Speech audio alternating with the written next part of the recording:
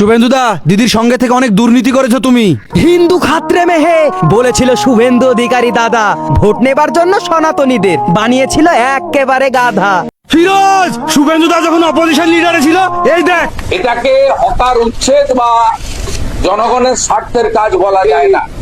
Bulldozer সমানে। কেন তুই জানিস না শুভেন্দু দাদা ক্ষমতা আসার পরে তো বুলডোজারই চলছে। শুভেন্দু দা, তুমি কাদের, সনাতনীদের নাকি মুসলিমদের? শুভেন্দু দাদা এবার নাকি করবে মোদের শেষ।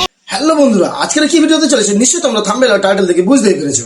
মুর্শিদাবাদের একটি কন্টেন্ট ক্রিয়েটার ফিরোজ, এই ফিরোজ নতুন সরকারের বিরুদ্ধে কিছু কথা বলেছে। কি এমন কথা বলেছিল যে তার জন্য তাকে অ্যারেস্ট করা হলো? তো চলো এই ভিডিওটি সম্পূর্ণ দেখো, তাহলে বুঝতে পারবে যে ফিরোজকে কেন অ্যারেস্ট করা হয়েছে। তবে আরেকটি সুখবর আছে, ফিরোজ এখন জামিনে মুক্ত আছে। ফিরোজ, শুভেন্দুদা যখন অপোজিশন লিডারে ছিল, এই দেখ।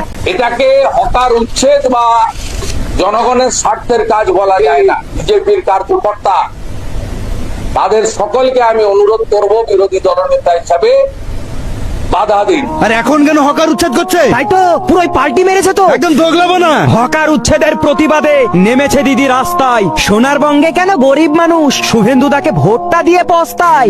সোনার বাংলা বানাতে গিয়ে কেন গরিবের কান্নার বাংলা বানালে? হকার উচ্ছেদ করে শুভেন্দু দাদা আজ পশ্চিমবঙ্গটাকে জ্বালালে। গরিব হকার নেমেছে রাস্তাঘাটে, শুভেন্দু দাদার দেখবে এবার ক্ষমতা। শুভেন্দু দাদাকেও শিক্ষা দেবে পশ্চিমবঙ্গের আম জনতা। और अभी तो रुको, क्लाइमैक्स अभी बाकी है। শুভেন্দুদা, দিদির সঙ্গে থেকে অনেক দুর্নীতি করেছো তুমি।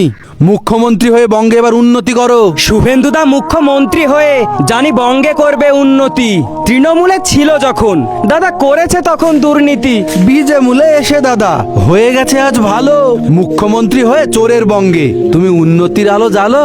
গো মাতা যদি সম্মান পাই তাহলে মানুষ কেন পাবে না? পেটের দায়ে কোনো মানুষ দেশ ছেড়ে বিদেশ খাটতে যাবে না।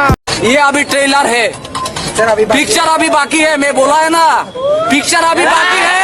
হিন্দু খাত্রে মেহে বলেছিল শুভেন্দু অধিকারী দাদা, ভোট নেবার জন্য সনাতনীদের বানিয়েছিল একেবারে গাধা। শুভেন্দু অধিকারী মন্দির ভাঙলে সনাতনীরা থাকছো কেন চুপ? আস্তে আস্তে দেখতে পাবে শুভেন্দু অধিকারীর আসল রূপ। অন্ধভক্তের ধুতি খুলবে, তোরা ধৈর্য একটু ধরিস। ওই নেতাদের জন্য তোরা কেন ধর্ম নিয়ে যুদ্ধ করে মরিস? বলো কি, তুমি সত্যি বলছো? বুঝলাম উম্মত ভাই, আমার না বুলডোজারে ঘর ভাঙা দেখতে হেব্বি লাগে। বুলডোজার সমানে। কেন তুই জানিস না শুভেন্দু দাদা ক্ষমতা আসার পরে তো বুলডোজারই চলছে। তাও তো ঠিক গো।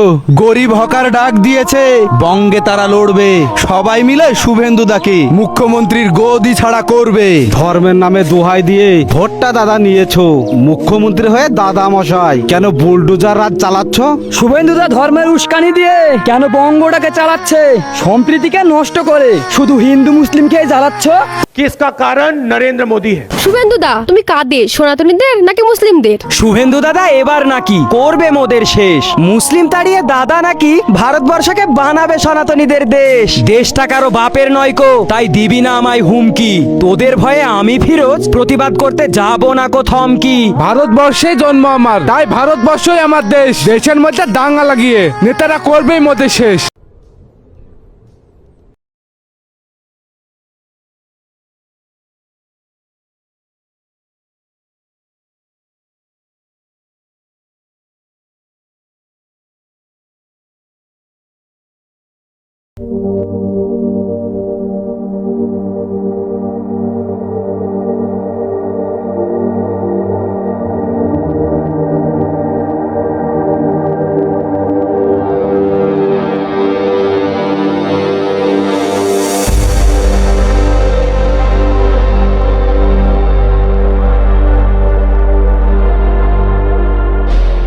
তো বন্ধুরা, এই ভিডিওটি তোমাদের কেমন লাগলো অবশ্যই কমেন্ট করে জানাবেন। আর এই ভিডিওটি ভালো লাগলে অবশ্যই একটু করে লাইক করে দেবেন। আর যে সকল বন্ধুরা চ্যানেলটি এখনো সাবস্ক্রাইব করেনি, এমন সুন্দর সুন্দর ভিডিও দেখতে হলে অবশ্যই চ্যানেলটি সাবস্ক্রাইব করে নিন। আর সবার প্রথমে দেখতে হলে বেল আইকনটি টিপতে বলবেন না। তাহলে দেখা হচ্ছে নেক্সট ভিডিওতে।